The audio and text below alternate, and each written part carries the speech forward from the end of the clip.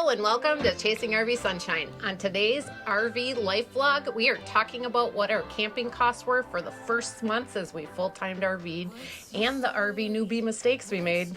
And is full-time worth it? We'll let you know in our review of our 2021 RV travels and give you some tips to help you reach your RVing journey.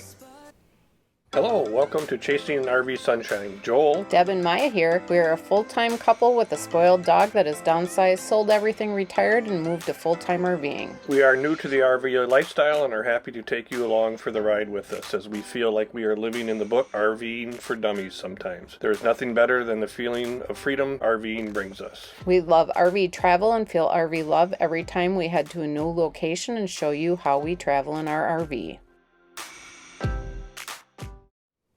Hi, I'm Joel. And I'm Deb. Maya's down below here taking a nap.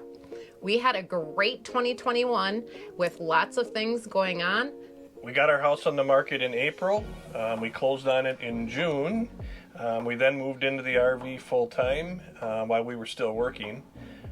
We then retired in October and hit the road full-time. And now after we've been living full-time in our RV, we can say absolutely, yes, all of that stress was worth it. We want to share what we have learned, the mistakes we've made, and the cost of RV camping for 2021, which consisted of us from June until the end of the year. We want to share this information to help anyone that's looking at the RV life. It's wonderful, and we hope these tips help you get towards your goals to be getting out here on the road with us.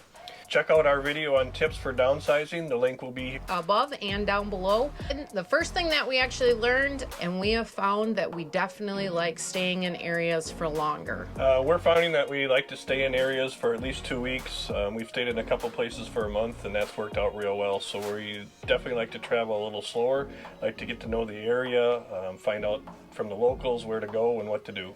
Yeah, and also if you stay longer, it's a better discount overall for your money for cost for the RV park, as they normally give discounts for week or month stays in certain areas. Definitely. One of the odd things that we had heard about is grocery stores being different when you travel to the different areas. You know, living back home, you get used to going to the same places and which aisle everything's in. We've definitely found that to be challenging with the different grocery stores that we find. Yeah, we go to Walmart, but we try to find some other grocery stores to go to, more local stores, and definitely things are not where they were, and you might not find the brands you're looking for. No, the one weird one that we can't find is skim milk. It's very hard to find here down in Texas where we currently are. But like I said, different brands and different things. And definitely, I mean, what else do we got to do? We're a retired RV couple now. So it takes a little bit longer when you go to the grocery store, as you don't know where everything is. So you do a lot of hunting up and down the aisle. But you can find some new treasures that you didn't know existed too. As we have done our RV travels, we have found things break. Every time we get in the RV and move to a different place, obviously driving down the road is just like an earthquake and everything gets all shook up.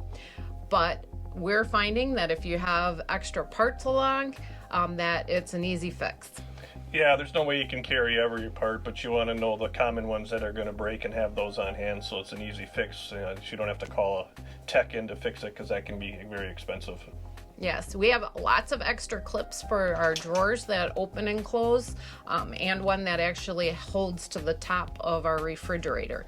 Those clips are breaking all the time that we're finding since living in the RV full time, but we have quite a few of those on hand. And luckily that's an easy fix. It is. Most of it is, but I said all of a sudden when you're in the middle of making Thanksgiving dinner and the refrigerator doesn't shut, obviously we had to take the time to get the screwdriver set out and replace that so that we could have obviously cold food.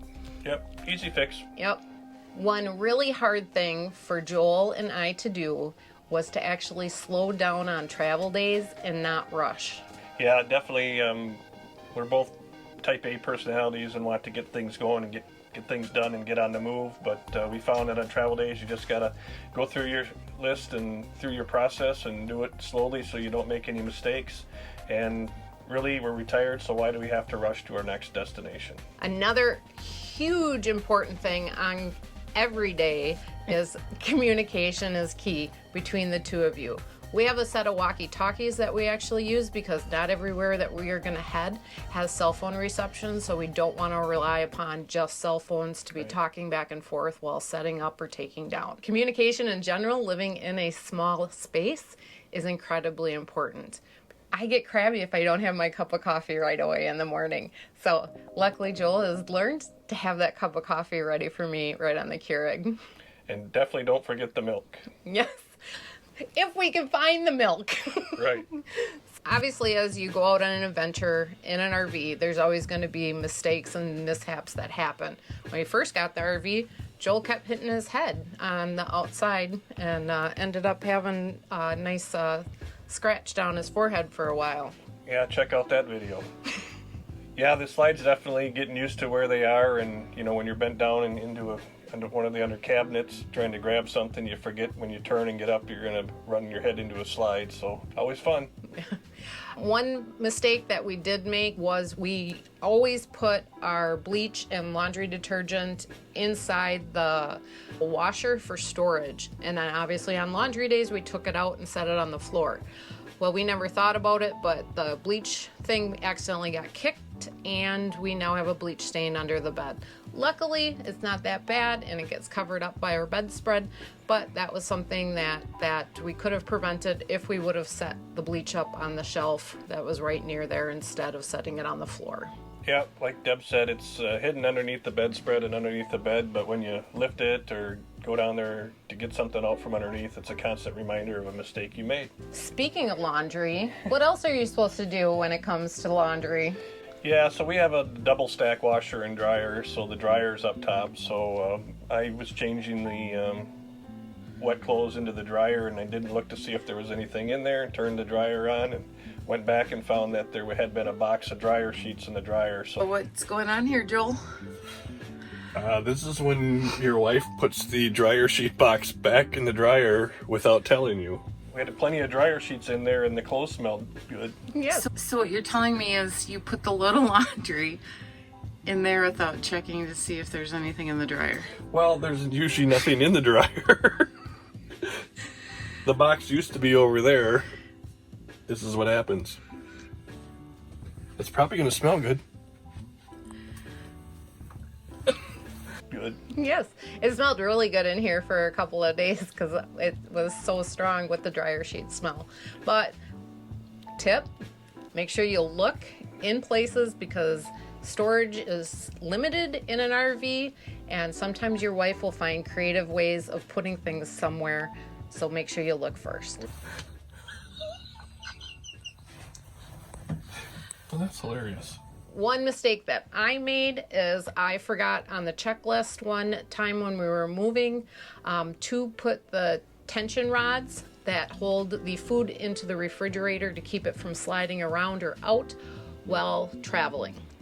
We stopped for lunch and I went to open the refrigerator and out came some pickles and almost smashed on the floor, but luckily I caught them along with the orange juice before it actually hit the ground. But that was, you do it once. Yep. And so now that ended up being put right on our checklist to make sure that those are in place before we travel. One of the really important lessons we learned driving through a severe rainstorm and kind of windy conditions, I noticed everybody else was turning their emergency flashers on, so I decided that I'd do that, thinking they would be easy to find. They were not, so Deb had to actually get on the internet and find out where the emergency flashers button was for our rig.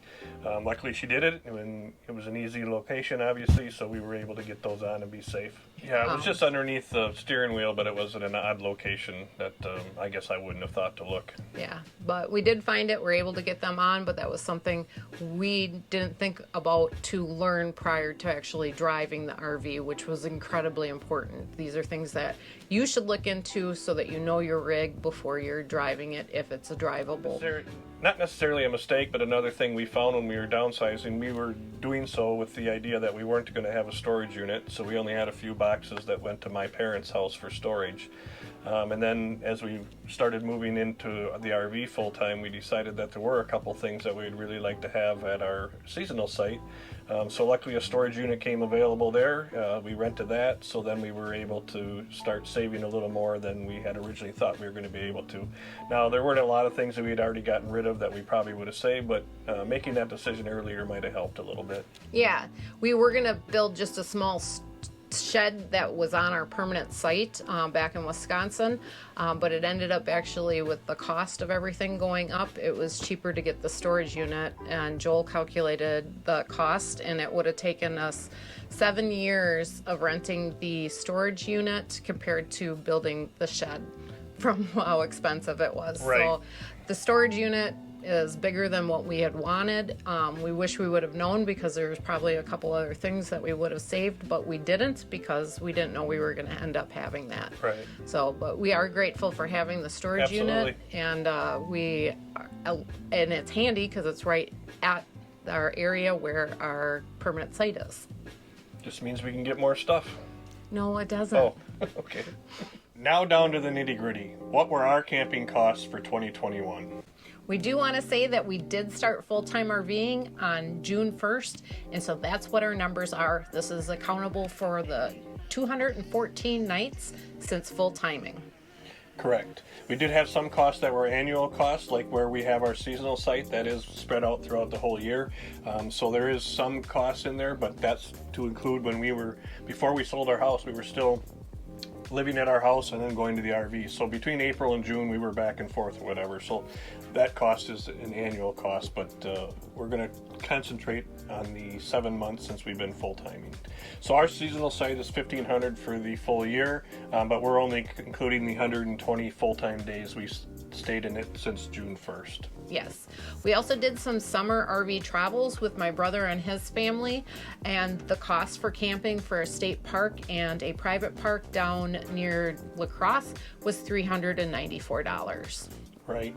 And as you know, we retired on October 1st and took to the road full-timing on October 4th. Since then, we spent $1,452 on campsites. Breaking those down, there were a couple of places that we stayed that were free with memberships, which include 3 nights at a Harvest Host, 1 night at Boondockers Welcome, and 6 nights smooch-docking off of Friends. We ended up spending a total of 79 nights in private RV parks. So we spent a total for 214 nights of full-time RVing equaled $3,346. Right. Now, back at our home site, we have to pay electricity on a monthly basis, and then when we stayed at the Escapees in Livingston, we did have to pay for electricity there. So all those added up for the whole year were $370. We figured that some places that you do have to pay electricity, if you budget a little bit of money for that, you always will be safe, as some places also do cost more if you get 50 amp. We've heard that a lot of the Thousand Trails down in Texas will charge you $3 a day to have that upgrade to use 50 amp power down here as well. So that's just something to think about for future budgeting. Yeah, we have not run into that yet, and at our current site, the electricity is included in the monthly fee. Yes. But as I mentioned, that we stayed at some membership places, which included the Harvest Host and Boondockers Welcome. But there are other memberships that we also include in our camping cost, which include Good Sam's, Passport America, and Escapees, along with Harvest Host and Boondockers Welcome. We paid a total of $225 for those memberships. We absolutely think all of the memberships that we joined are well worth it and ended up saving us money in the long run. Where we're currently at, we actually had gotten a 10% discount from being a Good Sam's member, and we had used Passport America this summer. That cut our camping costs in half. The memberships have already paid for themselves. Correct. So if you add up what we paid for camping to campgrounds, our electrical costs, our memberships that Deb just talked about, the total for those 214 nights was $3,941. The good thing is if you divide that out, it costs us about $18.42 a night. Yep, that was for our 7 months of full-time RVing. Overall, we feel like we are doing very well as we are moving forward and traveling. We're interested to see what next year brings. We're looking forward to our adventures in 2022 and looking for ways to save money. If you have an idea that you could let us know and the rest of the community know on some ideas for saving money on camping fees, we'd appreciate them, and leave them in the comments. Also, as we mentioned in a previous video, Deb and I are going to be doing a full-time budget video after we've been on the road for a full 6 months. Yes, and if you want to get notified when that video comes out, make sure you hit that subscribe button and ring the bell so you can get notified when all our videos are out. And if you found this video helpful, please let us know in the comments below and give it a big thumbs up. Also, we want to thank everybody who's been along on this journey and have subscribed to us as we just hit 800. Woo! And remember, life is about moments and not things, and you can always create your own sunshine. Happy New Year, everybody. And we hope that your 2022 is going to be full of sunshine and adventures. We'll see you on the next video.